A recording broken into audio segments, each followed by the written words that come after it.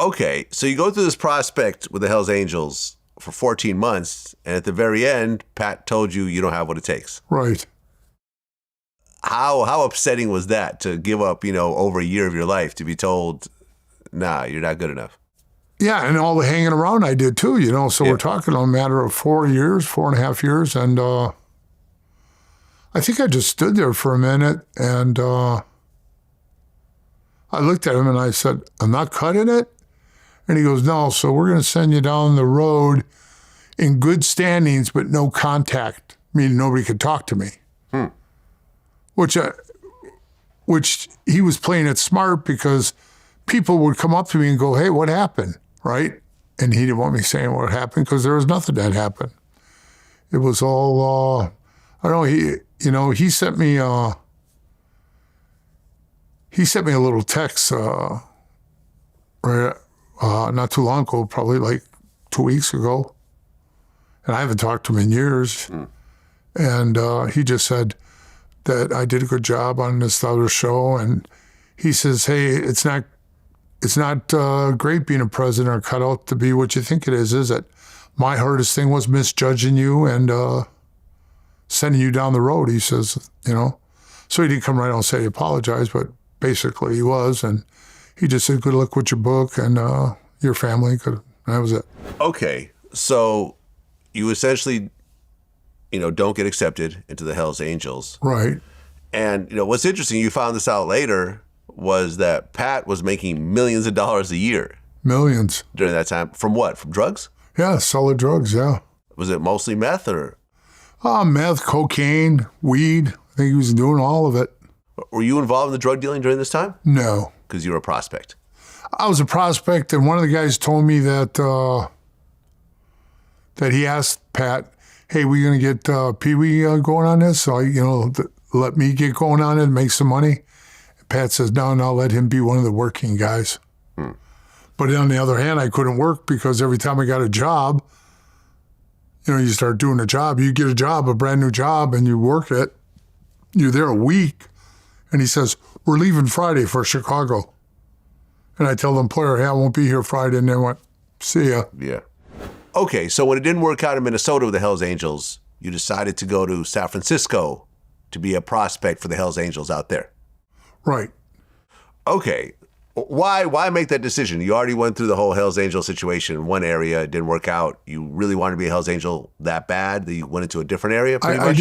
I did. It was, everything I ever set my goals to, I achieved, like I wanted to be a state champion. I was, I played semi-pro football. And then I did the kickboxing stuff. I achieved all of it.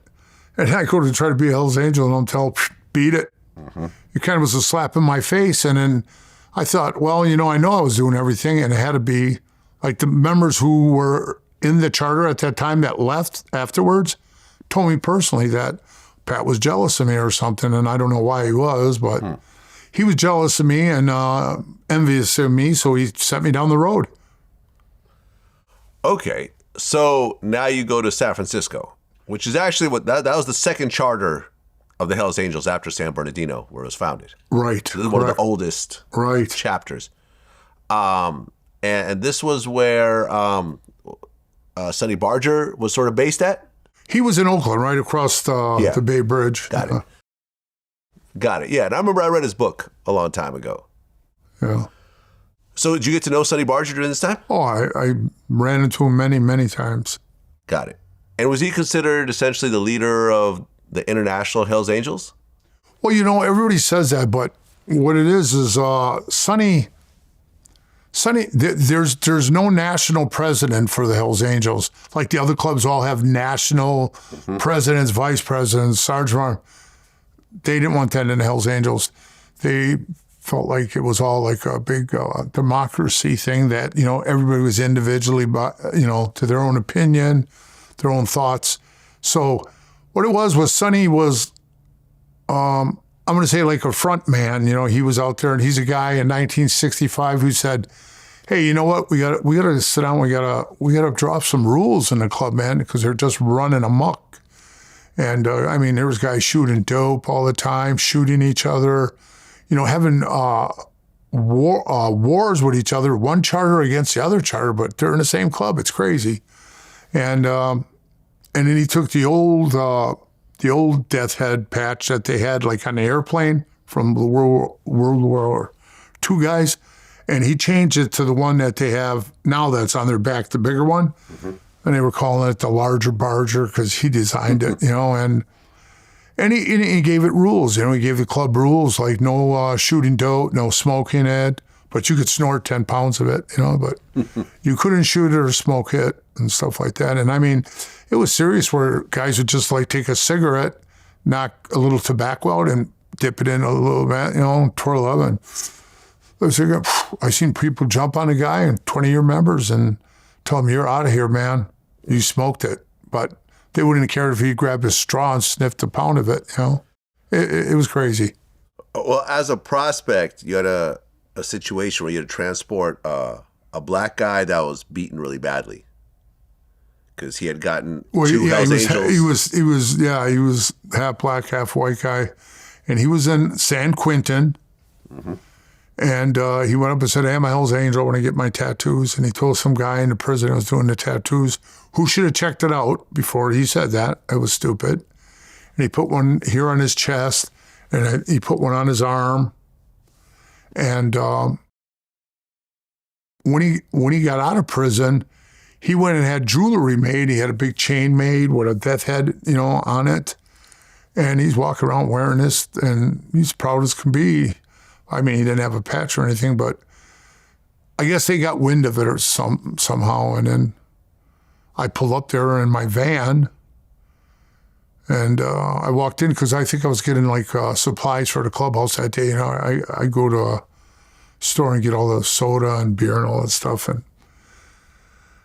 and I pull up and the van was empty, and yeah, I walked into the warehouse where the guys were working out of, and I says, "Hey, what's up?" And they says, "Hey, you get your van?" I says, "Yeah." And he goes, "Here," and he hands me a big roll of visqueen and a roll of duct tape. And he goes, "Roll this out in your van, up the walls and everything." He said, "Tape it off." I didn't ask why or what the hell. I just went out and I started rolling up. He says, "Pull around the side, blow your horn, we'll let you in." And I pulled around the side and let me in. And when I saw him, I thought he was dead because he was laying in this huge puddle of blood, and he just laying there. And just the way his body was laying, it looked like he fell off a scaffold or something, So I thought, oh, so we're going to throw this guy in here, And I opened the door. When I opened up the door, he sat up. So when he sat up, I was like, oh, so he ain't dead, Right, he had missing teeth. His nose was sideways. He was cut from here all the way over the top of his head. I mean, his head was peeled open, and the eyelid was cut. So, it was hanging down like this, and the eyeball was like kind of hanging out, and his teeth were missing. His nose was broke. He got a hell of a beating. Okay, because basically black people are not allowed to be Hells Angels? They didn't have black people in the club. They thought it was like a racist thing. They did it because it was all to do with going to prison, how they're segregated in the prison. There's no way you can walk into the prison, trust me, after me being there, now knowing, it's harder when you've never been to prison like I wasn't before. Hearing it, you're like, well, is it really that bad? Yeah, it is that bad. I could not walk in there with a black guy and say, hey, this is my brother, hey, we're staying together. We'd either get killed by his, black group or a white group. They ain't tolerating it. They're very, very segregated, and you don't go in their areas or anything. So how would that really work out? You know what I mean? Okay, so it was a prison thing. It wasn't really a racist thing. Right, it was a prison thing. It wasn't a racist thing. Right, because you can't be a black Hells Angel in prison because you'd be caught in the middle of racial riots, essentially. Okay, what happened to the guy that got beaten up really badly? We put him in a van, and he was sitting in a van like Indian style with his feet crossed, and they threw a towel over his head so he couldn't see people. A white towel of all towels, right? So it's drooped over his head there, and I got in with a member. He's dead now.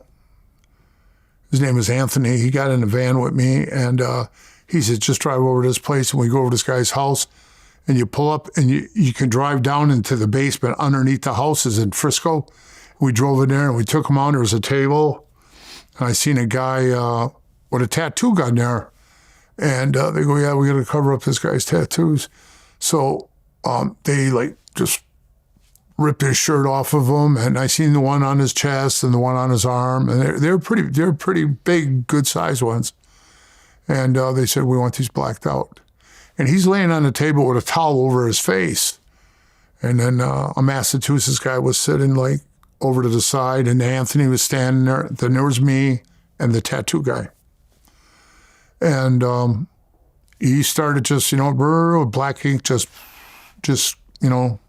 etching it out. And I don't know if you know, like when somebody's getting tattooed, a lot of times the ink builds up in your arm. They got to wipe to see what they're doing and stuff.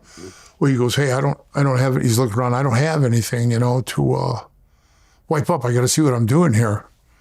And the guy from Massachusetts looks around the crowd. Oh, here you go, man. Reaches off the shelf, grabs a bottle of Windex with ammonia, hands it to him. When he squirt that guy, I seen the veins popping off his neck. Wow. Yeah, it was pretty heavy duty, and they cleared it. And then the guy kept going on and on, Oh, man, my dad said to be the best. You want to be a Hell's Angel. You want to be the best. The reputation I got when I got these tattoos on the yard, everybody treated me better. And he's going on, and the guy from Massachusetts says, shut your mouth, man. You went about it the wrong way. And, they had the connections to get to that guy in the prison that did the tattoo. He got his ass kicked. So the tattoo artist got beat up too. Yeah, and they said something to the jeweler who made that death head for him too. Said, that's a copyright. You had no right to make that. All right. And he basically kept talking, and the Massachusetts guy just got tired of it, got up, reached in the top of the toolbox, grabbed the rubber mallet, hammer, just went, pow, hit him square in the face with, hard, because I was standing probably like, maybe from me to you, and I got the blood splattered all over my face. I said, we ain't got nothing. Okay, so that logo is serious. You do not right. wear that logo, tattoo that logo, get a jewelry piece of that logo unless you're 100% a member of the Hells Angels. Okay, and then you become an official member of the Hells Angels. Right, in 2001. Yeah. How did it feel to finally be a member? It felt kind of like when I won the state championship. I knew I was the best, and it was like a high, almost like a personal high of your own. You're like, man, I did it, I made it, I'm finally in, and things started.